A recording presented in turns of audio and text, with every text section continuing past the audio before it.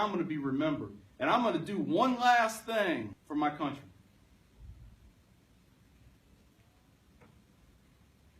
I'm going to kill me some more Muslims. So they came in and started telling me about my retirement and how I was going to get this and how I was going to get that. And I said, no. You need to stop talking. That's not the right language we're talking right here. I have to go back. They said, go back where? I said, Afghanistan, Iraq. I don't care. I need to kill more Muslims. That's what I told them. I need to kill more Muslims. I'm not done. Because now my hatred had manifested to a point to where my life meant nothing unless I was taking the life of a Muslim. Now, I can't exactly put a finger on when this hatred began. I really don't know. It wasn't actually necessarily 9/11. All I knew was that somebody had killed a lot of Americans. A lot of innocent Americans. But as I started to get out of the military, because it slowed down for me at the end, I came back. I was given this new job, public relations. Traveled all over the state of Indiana, drinking a half gallon of vodka every 2 or 3 days. So I said to myself, if this is how I'm going out, then I'm going to go out and I'm going to be remembered. And I'm going to do one last thing for my country.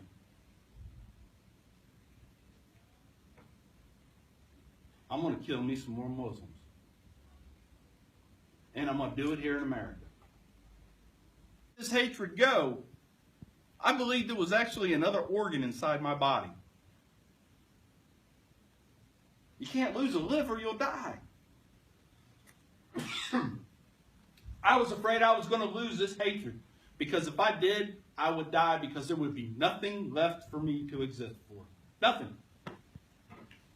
I would now be on the face of this earth for absolutely no reason. Except at that point to drink. And waste what little bit of time I had left.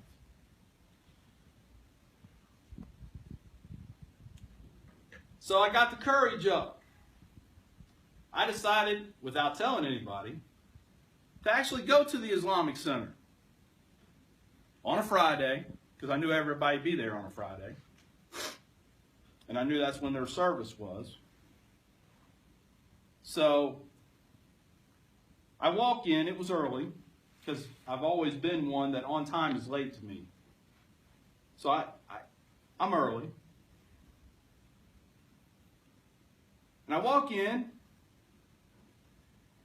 look in at the wall standing in front of me, there was a bazillion clocks. I'm like, these guys have trouble telling time? What's up?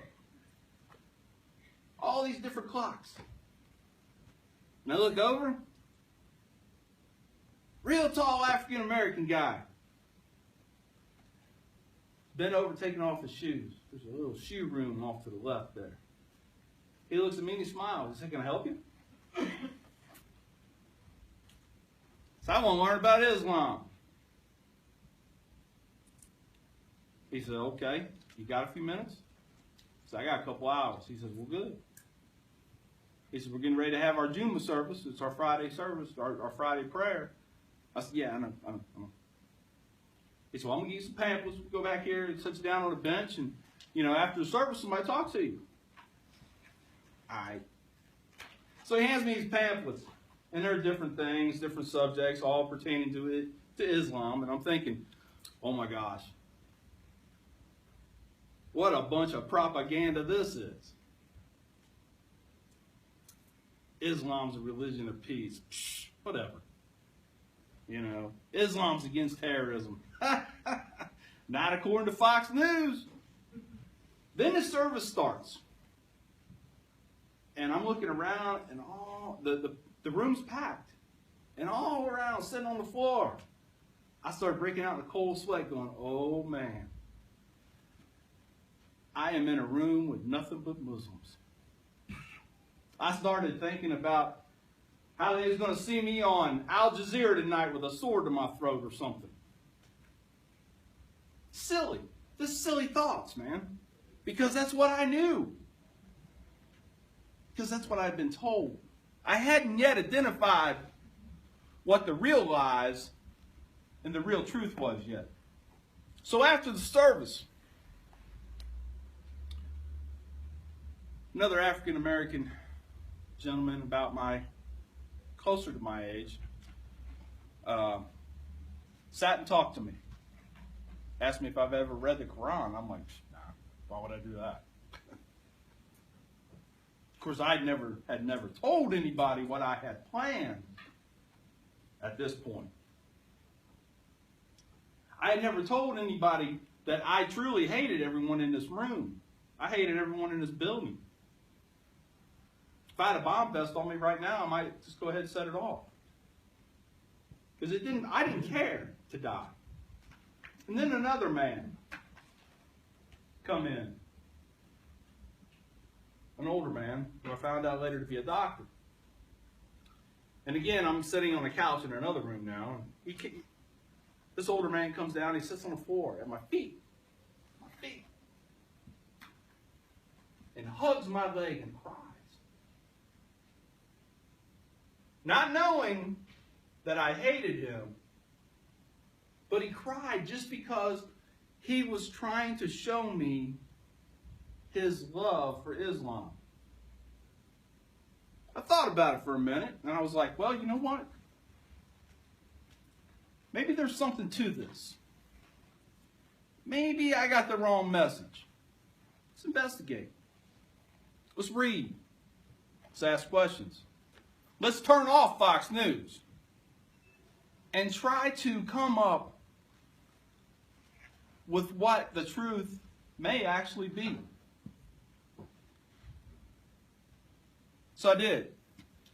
And it wasn't very long after that, very long, that I myself became a Muslim. To this day, I am still so glad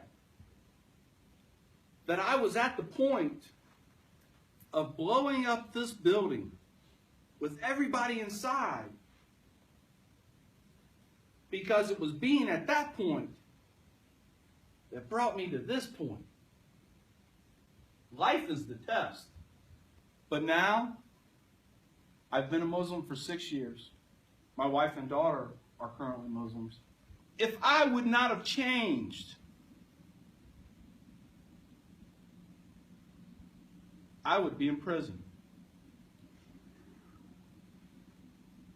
I would die having hatred guide my life. And I would have been the one now to take the innocent lives. Because nobody over at that Islamic center was hurting anybody.